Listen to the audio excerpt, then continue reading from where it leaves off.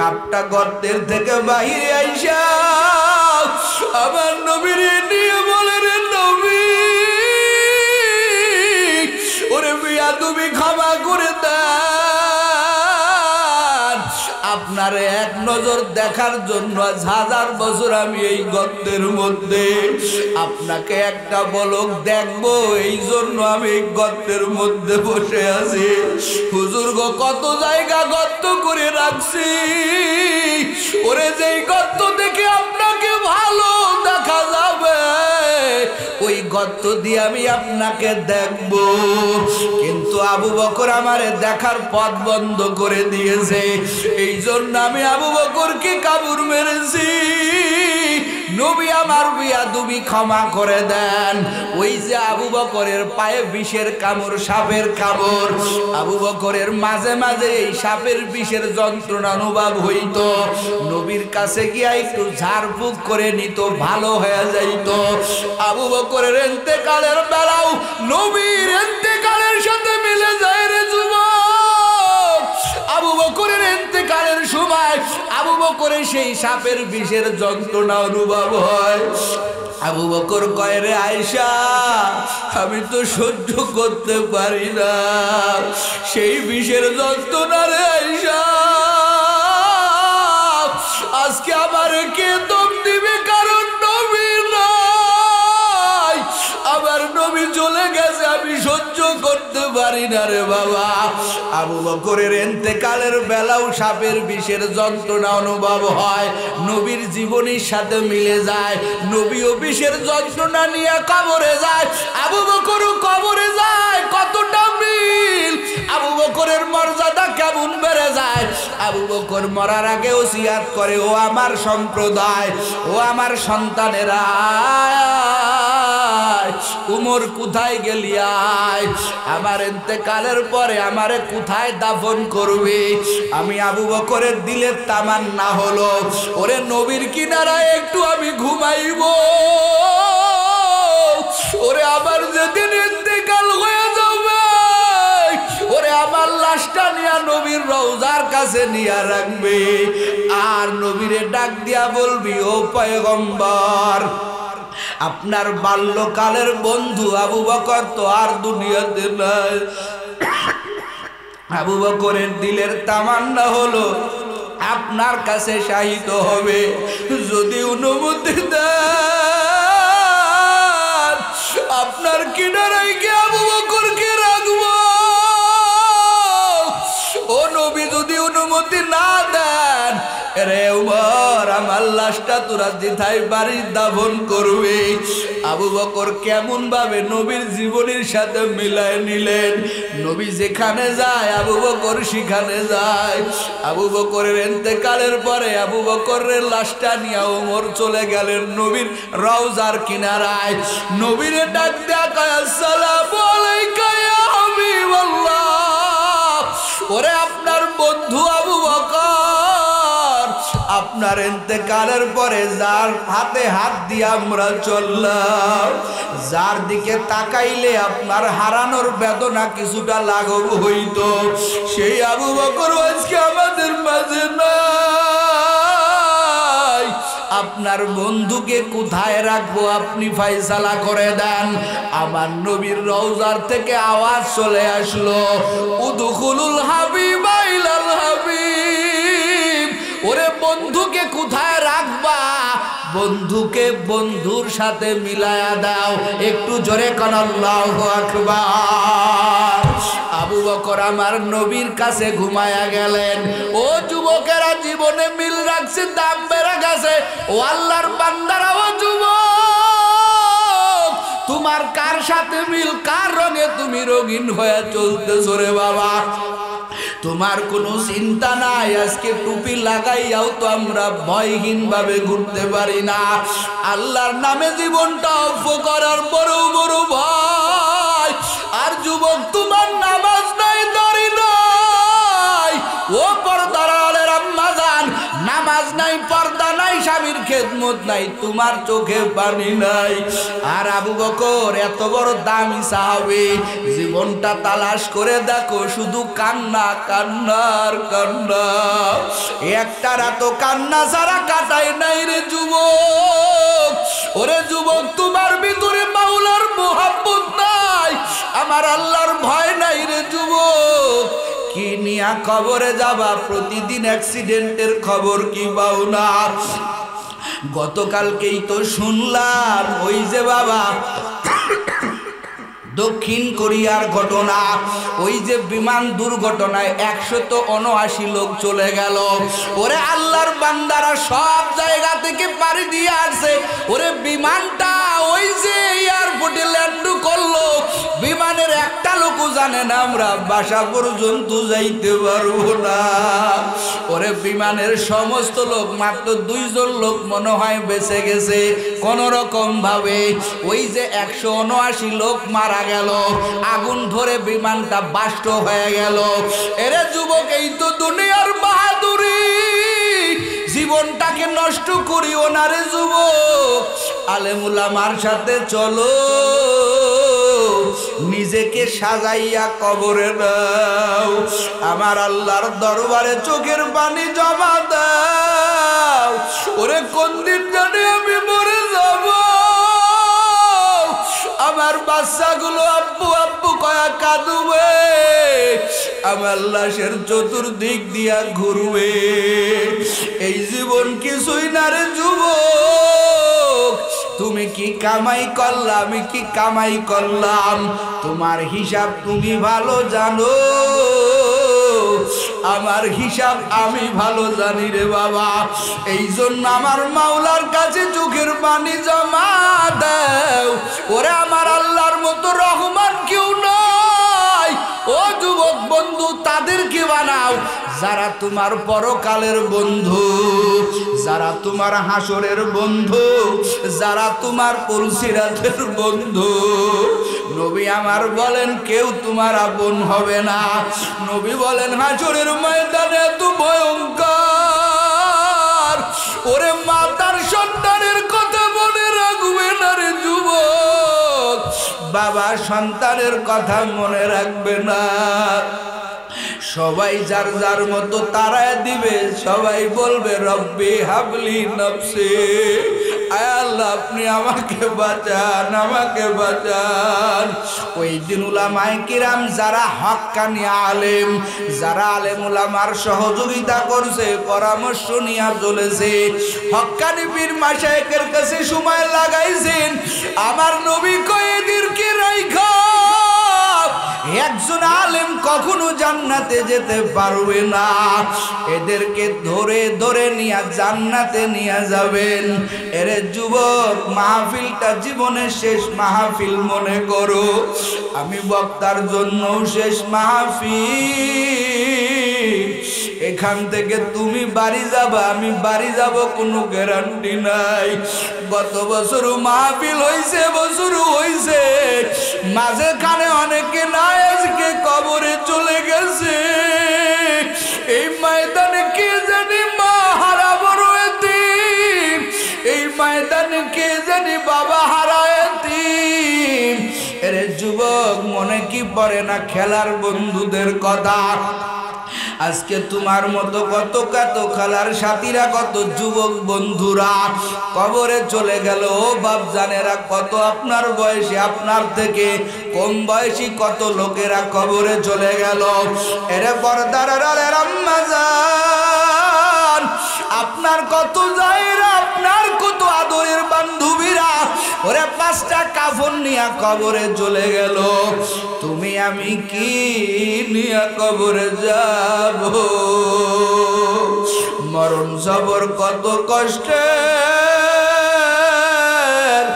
মানুষ যদি জানতো, ঘর বাড়ির মোহাব্বত ছাড়িয়া দিয়া সেই যাতনায় কাঁদতো। এই জন্য যুবক ফিরিয়া আসো, আমার মাওলার মতো আর কোন মাওলা নাই, আমার আল্লাহর মতো রহমান আর কেউ নাই রে যুবক।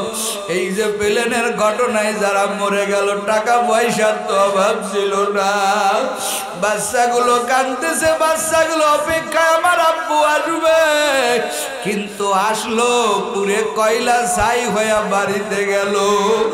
এজন্য যুবকেরা, ও বাপ জানেরা, ও পর্দার আড়ালের আম্মা জানেরা, আর আমার মাওলার সাথে নাফরমানি করিও না, আর এক বেলার নামাজও ছাড়িও না রে আম্মা জান।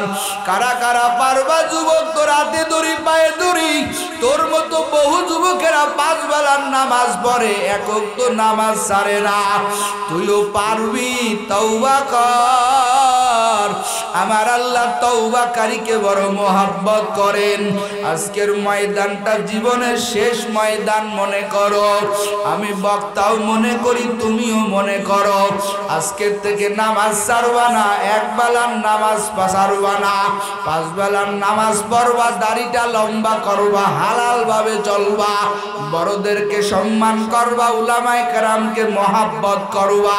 কারা কারা পারবা দুটো হাত আল্লাহরে দেখায়া দাও। আয় আল্লাহ, তওবার নিয়তে হাত উঠাইছি রে মালিক, আয় আল্লাহর গুনাহ করব না, যা করছি মাফ করে দাও। আয় আল্লাহ, তোমার খাঁটি গোলাম বানায়া দাও। আয় আল্লাহ, তোমার খাঁটি বন্ধু না বানাইয়া কবরে ডাক দিও না, জোরে কান আমিন। আমার আল্লাহ কা বান্দা, আমি আল্লাহকে ভয় করো, করার মতো আল্লাহর ভয় অন্তরে ঢুকাও হে যুবক। ও পর্দার আড়ালের আম্মা জানেরা, আমার মাওলার ভয় ঢুকান। আজকে যত রকমের ত্রুটি আমাদের থেকে দেখা যায়, যত দুর্নীতি আমাদের থেকে দেখা যায়, একটাই মাত্র কারণ, তাকওয়া আল্লাহর মেডিসিন আমাদের কলবে নাই। তাকওয়ার কারণে, তাকওয়ার কমতির কারণে, মাওলার ভয়ের কমতির কারণে আজকে যত প্রকারের অন্যায় আমরা করতেছি, একটাই মাত্র কারণ, আমাদের এমপির ভয় আছে, বাবার পিটুনির ভয় আছে, ওরে জনগণের পিটুনির ভয় আছে, মাগার আল্লাহর আযাবের ভয় আমাদের কলবে নাই। কথা কন ঠিক কিনা? যদি থাকতো এ বাংলাদেশ দুর্নীতিতে চ্যাম্পিয়ন হতো না। কথা কন ঠিক কিনা? এ বাংলাদেশে সাধারণ জনগণের কোটি কোটি টাকা বিদেশে পাচার হতো না। কথা বলেন ঠিক কিনা? একটাই মাত্র কারণ, সব আছে, মালিকের ভয় নাই। কথা বলেন, মালিকের ভয় নাই। কোটি কোটি টাকা এদেশের বিদেশে পাচার হয়েছে, গরিবের হক আজকে লুণ্ঠন করে মেরে দিয়ে তাদের টাকা, তাদের হকের টাকা মেরে দিয়ে কোটি কোটি টাকার মালিক হয়ে গেছে। লক্ষ লক্ষ বিলিয়ন ট্রিলিয়ন টাকা এ বাংলাদেশ থেকে বিদেশে পাচার হয়েছে। খোদার কসম দিয়া বললাম, প্রত্যেকটা মানুষের মধ্যে যদি মাওলার ভয় থাকতো না, আমি অনেকে অন্যের টাকা আমি নিজের মনে করতেছি কেন, আমার পরপরে মালিকের কাছে হিসাব দেওয়া লাগবে। পরপরে হিসাব দেওয়ার ভয় যদি আমাদের হৃদয়ে থাকতো, অন্তরে থাকতো, এদেশের কোটি কোটি টাকা বিদেশে পাচার হইতো না। কথা বলেন ঠিক কিনা? একটাই মাত্র কারণ, তাকওয়া আল্লাহ, আল্লাহর ভয়। আল্লাহর ভয় না থাকার কারণে আজকে আমরা দুর্নীতি করতেছি, অন্যায় করতেছি, শুধুমাত্র একটা কারণ, মালিকের ভয়। এরে আল্লাহর বান্দারা, ও পর্দার আম্মা জানেরা, তাকওয়ার মেডিসিন ঢুকান, আমার মাওলার ভয় কলবে ঢুকান। আল্লাহর ভয় নিয়ে যদি সামনে আগাইতে পারেন, আমার আল্লাহ আপনাকে একটা ভালো বান্দা বানিয়ে দেবে। আপনার দ্বারা কোনো অন্যায় কাজ হবে না, কারণ জহের বাতিন যেখানে আপনি থাকেন না কেন, মানুষের সামনে থাকেন বা গোপনে থাকেন, একজনকে ভয় করেন, তিনি আমার আল্লাহ। ওই আল্লাহর ভয়ের কারণে দেখবেন দুনিয়ার সমস্ত অপকর্ম আপনি করতে পারবেন না। আপনি আমার মাওলার ভয় অন্তরে ঢোকানোর কারণে আপনি গোপনে থাকলেও, আপনি জহরে থাকলেও আপনার দ্বারা কোনো অন্যায় হবে না। কথা কন ঠিক কিনা? এ যুবকের দল,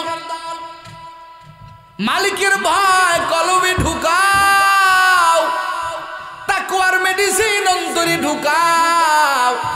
তাকওয়ার মেডিসিন থাকার কারণে রে বাবা, আমরার দেশের ভিতরে বহু জায়গায় তাকওয়ার মেডিসিন থাকার কারণে দেখবেন কোটি কোটি টাকা খাওয়ার লাইন আছে, কিন্তু আল্লাহর বান্দা একটা টাকা হারাম খায় না। কারণ আল্লাহর বান্দা আমার মাওলাকে ভয় করে।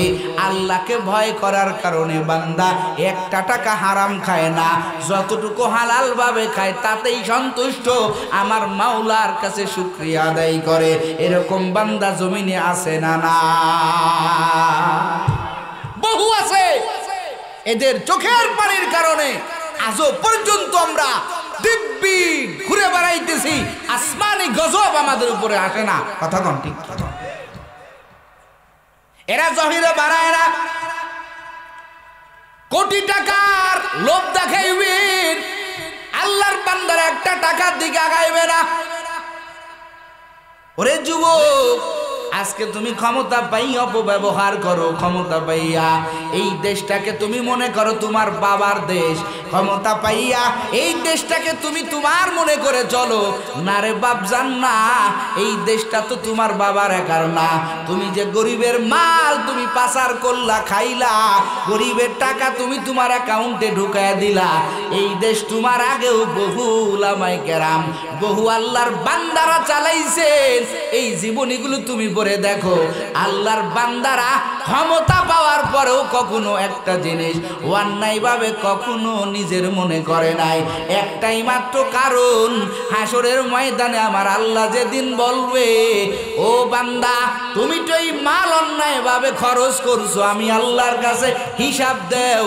আল্লাহর কাছে হিসাব দেওয়ার ভয়ে আল্লাহর বান্দা একটা অন্যায়ভাবে দুনিয়ার কোনো কাজ করে নাই, অন্যায়ভাবে কারো মাল লুণ্ঠন করে নাই, একমাত্র আমার মালিকের ভয় থাকার কারণে। কথা কোন ঠিক কিনা? আমি আমার হিসাবটা, আমার টোটাল জীবনের হিসাবটা আমার মাওলার কাছে কেমনে দেব, এই ভয় আল্লাহর বান্দারা কখনো একটা অন্যায় কাজ করে না। এরকম বান্দার নজির আছে না নাই? কথা কোন আছে না নাই? ও আল্লাহর বান্দিরা, স্বামীর টাকা তোমার কাছে রাখা হয়েছে, আম্মা জানেরা, স্বামীর টাকা তুমি ব্যয় করলা, অন্যের ঘরের একটা মাল তুমি চুরি করলা, তোমার ছেলেটা বেশ কিছু টাকা তোমাকে নিব দিল, তুমি তাহাকিক করলে না তোমার মেয়েটা কলেজে পড়তেছে, তোমার মেয়েটা টাকা পাঠায়, কেমনে তোমার মেয়ে টাকা পাঠায় তুমি তাহাকিক করলে না। তুমি কেমন গার্জিয়ান, কেমন তুমি পিতামাতা? কথা কোন ঠিক কিনা? আল্লাহর দরবারে হিসাব দেওয়া লাগবে। এরা নবীর উম্মতের দল, খলিফাতুল মুসলিমিন উমর ঘুরে ঘুরে ঘুরে ঘুরে ঘুরে সব জায়গা গিয়া দেখে কোন জনগণের কি অবস্থা। কারণ খলিফাতুল মুসলিমিন কোনো বডিগার্ড লাগে না, কারো সহযোগিতা লাগে না। খলিফাতুল মুসলিমিন আমার মাওলার বড় পাগল, বডিগার্ড লাগে না, ঘুরে ঘুরে ঘুরে ঘুরে ঘুরে জনগণের খোঁজ খবর নেয়। একদিন যাইয়া দেখে মা আর বেটি দুজনের গল্প, রাত্রবার অনেক গভীর রাত। মা ডাক দিয়া কয়, রে সন্তান, দুধ তো আজকে একটু পরিমাণে কম হয়েছে, বাজারে বিক্রি করা লাগবে সকালবেলা, এই দুধের মধ্যে একটু পানি ভাজাইয়া দাও। কি ভাজাইয়া দাও? দুধের মধ্যে পানি দিলে দুধ কি হয়ে যায়? পানি কি হয়ে যায়? দুধ হয়ে যায়। ওজনে বাড়ি হবে, মাপে বেশি হবে, দুধ বাজাইয়া দাও। মা কয় সন্তানের, কেমন বেটি পেটে ধরছে? বেটি ডাক দিয়া কয়, আম্মা জান, দুধের মধ্যে পানি দিলে দুধ বেড়ে যাবে, ঠিক আছে রে আম্মা জান, কিন্তু আপনি এই যে আমি দুধের মধ্যে পানি বাজাইয়া দুধটা, সুন্দর দুধটা, ভেজাল মুক্ত দুধটা আমরা ভেজাল বানায়া ফেললাম। এই যে ভেজাল বানায়া ফেললাম, আমগো জাহানের খলিফা ওরে উমর যদি জানে, আমাদের অবস্থা বড় খারাপ হয়ে যাবে। ও পর্দার আম্মা জানেরা, মেয়ে মাকে কি বুঝ দেয়? মা যদি দুধের মধ্যে পানি দিয়া দেয় হয়তো ওজনে বেড়ে যাবে, কিন্তু খলিফাতুল মুসলিমিন জানলে আমাদের অবস্থা বড় খারাপ হয়ে যাবে, শাস্তির সম্মুখীন হতে হবে। মা দলিল দিয়া কয়, রে সন্তান, এত রাত, গভীর রাত, দুধের মধ্যে যদি পানি বাজাইয়া দেই কেউ তো দেখবে না। আম্মা জানো কন্যা, তুমি দুধের মধ্যে পানি দিয়া দাও, কোনো সমস্যা নেই। খলিফাতুল মুসলিমিন ঘরের কিনারায় দাঁড়াইয়া দাঁড়াইয়া ঘটনাটা শুনতেছে। মা বিটির কথোপকথন কান দিয়া শুনে। এবার ওই বেটি ছোট মেয়েটা কয়, মা এই দুধের মধ্যে পানি বাজাইয়া দিব, খলিফাতুল মুসলিমিন হয়তো জানবে না রে মা, কিন্তু মা তুমি কি ভুলে গেছো খলিফারও আর একজন বাচ্চা আছে যার কুদরতি চোখ ফাঁকি দেওয়া যায় না। ওরে আম্মা জান বলো, ফাইনাল্লাহ, আমার আল্লাহ কোথায়? ওরে খলিফাতুল মুসলিমিনের চোখ নয় ফাঁকি দিলাম রে আম্মা জান। ওরে আম্মা জান বলেন, আমার আল্লাহর কুদরতি চোখ কেমনে ফাঁকি দিব? একটু জোরে কন্যা সুবহানাল্লাহ। তাকওয়ার পরীক্ষা হয়েছে, এদের পাশ করে গেছে। খলিফাতুল মুসলিমিন পরের দিন সংবাদ পাঠিয়েছে। কি সংবাদ? বলে, এই মেয়েটা যে পরিমাণ, এর মধ্যে আমি তাকওয়ার মেডিসিন দেখেছি, যে পরিমাণ তাকওয়ার মেডিসিন আমি দেখেছি, এই মেয়েটাকে, এই মেয়ের কদর আমার বুঝতে হবে। এই তাকওয়াবান একটা মেয়ে আমার বড় দরকার। আমার ঘরে উপযুক্ত সন্তান আব্দুল্লাহ ইবনে উমর রয়েছে।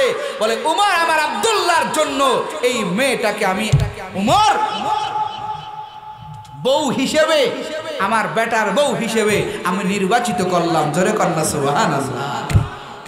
ও আল্লাহর বান্দারাও, যুবক, তাকওয়ার মেডিসিনের কারণে আমার আল্লাহ তার মর্যাদা বাড়ায়া দিল।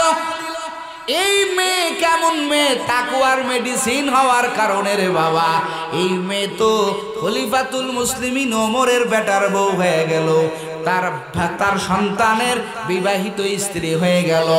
আমার আল্লাহ এই মেয়ের গর্ভে থেকে আমার আল্লাহ জামানার আর এক ওমর ইবনে আব্দুল আজিজ রাহমাতুল্লাহি আলাইহি, আমার আল্লাহ এই মেয়ের গর্ভে থেকে আমার আল্লাহ দুনিয়াতে পাঠিয়ে দিয়েছিল।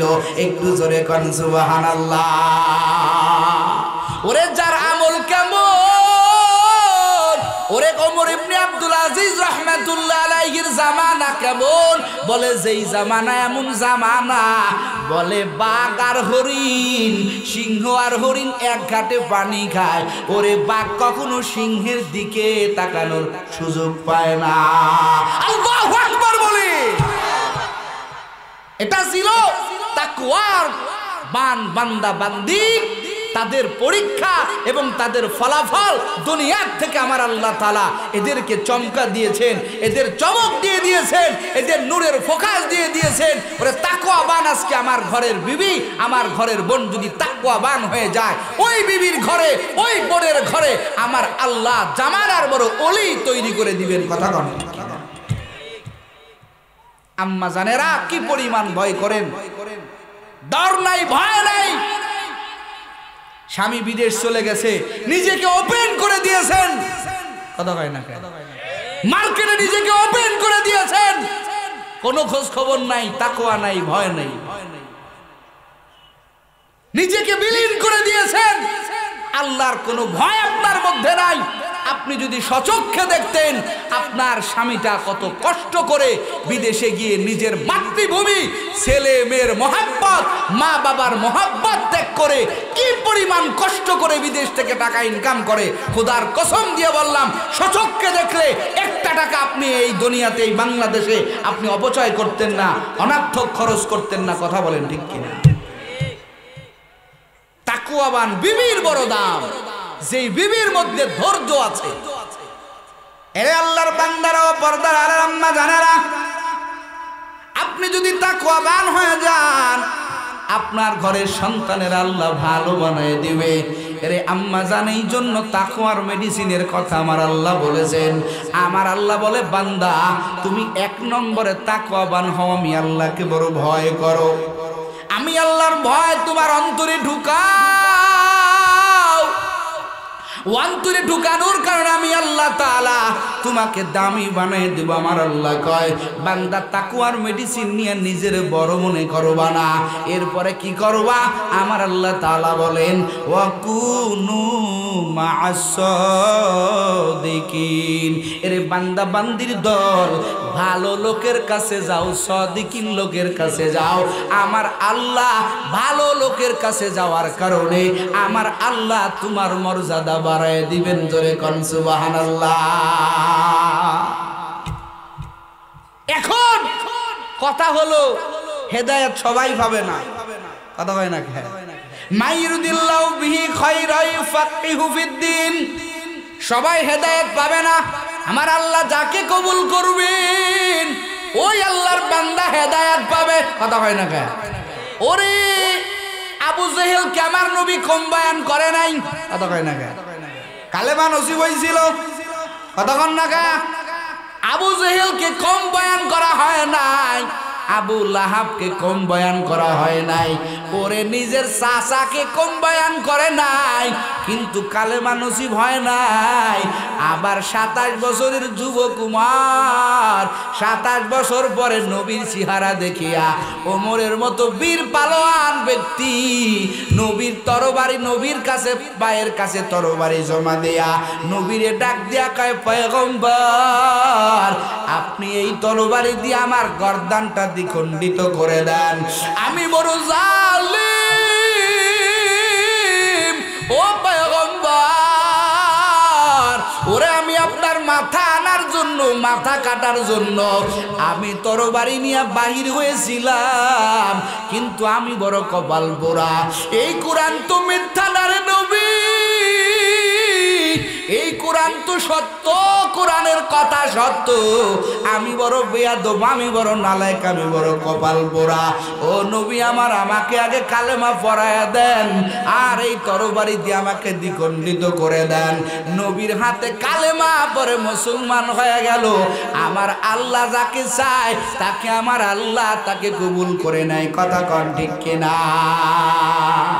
তবে ভাইরা আমার, এই জামানার ভিতরে পৃথিবীর মধ্যে বহু বাটপার, বহু সিটার, বহু বেনামাজি, বহু ঘুষখোর, বহু সুদখোর, বহু বেনামাজিকে আমার আল্লাহ ভালো লোকের কাছে যাওয়ার কারণে আমার আল্লাহ তার মর্যাদা বাড়ায় দিয়েছেন। কথা কোন ঠিক কিনা? ও আল্লাহর বান্দারও যুবক, এ জামানায় তুমি দেখাও একজন সাধারণ মানুষ একটা আলেমের সাথে চলে খারাপ হইছে দেখাইতে পারবা না। এর যুবক একটা নজিরও দেখাইতে পারবা না। যারা এই মাদ্রাসার সাথে সম্পর্ক রাখে, এই মাদ্রাসার সাথে যারা মহাব্বত রাখে, উলামায়ে কিরামের সাথে যারা মহাব্বত রাখে, আমার আল্লাহ তাদের ভিতরেও উলামায়ে কিরামের রং আমার আল্লাহ তাআলা দান করেন। একটু জোরে জোরে কন্যা সুবহানাল্লাহ। ও আল্লাহর বান্দারাও যুবক, আলেম উলামার সাথে মিশবা, আলেম উলামার সাথে চলবা। আমার নবী বলেন, আল মারহু মা'a মান আহাব্বা ইয়াউমাল কিয়ামা। ওরে যার সাথে যার মোহাব্বত তার সাথে তার কিয়ামত। ওরে তোমার যদি আলেম উলামার সাথে মোহাব্বত থাকে, আমার আল্লাহ তোমার ভিতরেও আলেম উলামার মতো হেদায়েতের নূর আর তাদের কিছু গুণাবলী আমার আল্লাহ তোমার ভিতরেও ঢুকায় দিতে পারেন কি? জোরে বলেন, কে পারেন? ও আল্লাহর বান্দারাও যুবক, এই জন্য আমার আল্লাহর নির্দেশ, ওয়াকুনু মা'আস সাদিকিন। ও ইমানদারেরা, তোমরা ভালো বান্দার কাছে যাও, সত্যবাদীদের কাছে যাও, ন্যায় নিষ্ঠাদের কাছে যাও, আলেম উলামার কাছে যাও। আল্লাহ তোমাকে ভালো বানায় দিবেন। ওরে রাবেয়া বসরি একটা মহিলা, ও পর্দার আম্মা জানেরা, যাদের ভিতরে বেপরদা, যাদের ভিতরে টিভি সিনেমা দেখার নেশা, এরে আম্মা জান তাদের সাথে মিশবেন না। রাবেয়া বস্তি কেমন আল্লাহর বান্দি, যেই রাবেয়া বস্তি আমার মালিকের বড় পাগল, আমার মাওলার জন্য এতটা পাগল রাবেয়া বস্তি রহমাতুল্লাহি আলাইহি। আল্লাহর বান্দি নিজের জীবনে বিবাহ করার সময় পায় নাই। প্রশ্ন করা হলো, এরে রাবেয়া কেন তুমি বিবাহ করলা না? রাবেয়া কয়, ও আল্লাহর বান্দারা, আমি আমার স্বামীর সাথে প্রেম ভালোবাসা করব কোন সময়? আমি তো আমার মাওলার সাথে প্রেম ভালোবাসা করতে পারি নাই, আমার মাওলাকেই তো আমি জয় করতে পারি নাই, আমার মাওলাকে আমি ভালোবাসতে পারি নাই। বিবাহ করিয়া স্বামীর ভালোবাসা দেব কোন সময়? নিজের জীবনে বিবাহটাই পর্যন্ত করলেন না। ওরে মরণের পরে, কবরে যাওয়ার পরে তাকে প্রশ্ন করা হলো, মার রব্বুকা, ও রাবেয়া বলো তোমার রবকে? রাবেয়া ডাক দিয়া কয়, ও ফেরেশতা তুমি কোথার থেকে আসছো? কয় কেন? আমি তো আসমান থেকে আসছি। কয় তুমি কি তোমার রবকে ভুলে গেছো? কি কয়, তুমি কি তোমার রবকে ভুলে গেছো? কয় না, আমি তো ভুলি নাই। রাবেয়া বস্তি কেমন আল্লাহর খাঁটি বান্দি, রাবেয়া বস্তি ডাক দিয়া কয়, ও আল্লাহর ফেরেশতা, ওরে তুমি আসমান থেকে যদি এখানে আইসা তোমার রবের নাম না ভুলো, আমি রাবেয়া তো আসমান থেকে আসি নাই, মাত্র 3.5 হাত উপর থেকে আসছি। কথা কয় না, মাত্র 3.5 হাত উপর থেকে আসছি। ওরে তুমি যদি তোমার মাওলাকে না ভুলে যাও, আমি রাবেয়া বলো আমার মাওলাকে কেমনে ভুললাম? আমার রবকে আমি বলবো না। যাও যাও আমার আল্লাহর কাছে যাও, আমার আল্লাহই বলবে। আমার রবকে তুঙ্গ প্রভুর কাছে চলে যাও। রাবেয়া বস্তির জবাব আমার আল্লাহ নিজেই দিয়া দেয়। জোরে কোন সুবহানাল্লাহ। কেমন কামাই ও যুবক, ও পর্দার আম্মা জানেরা, এই রাবেয়া বস্তি শুয়ে আছে রাত্রেবেলা। যারা আমার আল্লাহর আশিক, আল্লাহর যারা পাগল রে যুবক, তোমার আমার মতো ফেসবুক মোতালা করে না, ইউটিউব মোতালা করে না, যারা আল্লাহর পাগল, এই বান্দাগুলো রাতে হইলেই গভীর রাতে আমার মাওলার প্রেমের গান গায়। আমার মাওলার কুদরতি ভাই সেজদা লাগাইয়া কান্নার আওয়াজ দেয় রে যুবক। এই পাগলগুলো আমার মাওলার প্রেমের গান গায়। রাবেয়া বস্তি গভীর রাতে মাওলার দরবারে কান্না করতেছে। হঠাৎ করে রাতে বেলা একটা চোর রাবেয়ার ঘরে ঢুকলো। কি ঢুকলো? চোর। চোর তো আতাপাতা করে, কিছু পায় না। রাবেয়া বস্তি ঠিক পাইছে একটা চোর আসছে ঘরে। রাবেয়া বস্তি ডাক দিয়া কয়, রে চোর, আমার ঘরে তুমি আসছো? রাতের বেলা কেন আসছো? আমি তো এমন আল্লাহর বান্দি, আমার ঘরে তেমন সম্পদ নাই। ওরে আমার ঘরে দিনের বেলায় খুঁজলে কিছু পাওয়া যায় না, রাতের বেলা তুমি খুঁজা বলো কি সম্পদ পাবা? আল্লাহর যারা পাগল, এদের ভিতরে দুনিয়ার ফিকির নাই। এরা তালাশ করে আমার মাওলা কই, কোন জায়গা, কোন আমলে, কোন ইবাদতে আমার মাওলাকে পাওয়া যাবে। রাবেয়া বস্তি ডাক দেয়া কয়, ভাই যেহেতু আপনি আমার ঘরে এসেই পড়েছেন। রাবেয়া পর্দার আড়াল থেকে ডাক দেয়া বলে, ভাই আমি আপনাকে ধরবো না, আপনাকে মারবো না, কারো কাছেও বলবো না আপনি আমার ঘরে চুরি করতে আসছেন। ও ভাই যেহেতু এসেই পড়েছেন, যান যান, ওখানে একটা লুটা আছে, বদনা আছে, এই বদনা নিয়ে পানি নিয়ে আসেন। এবার চোর রাবেয়ার কথা মতো আসছে চুরি করতে, বদনা নিয়ে যায় পানি আনতে। পানি আনার পরে রাবেয়া বস্তি ডাক দেয়া কয়, ভাই বদনা ভরে পানি নিয়ে আসছেন, ওযু করেন। চোর ডাক দেয়া বলে, ও আল্লাহর বান্দি, আমি জীবনে তো ওযু করি নাই, কেমনে ওযু করব?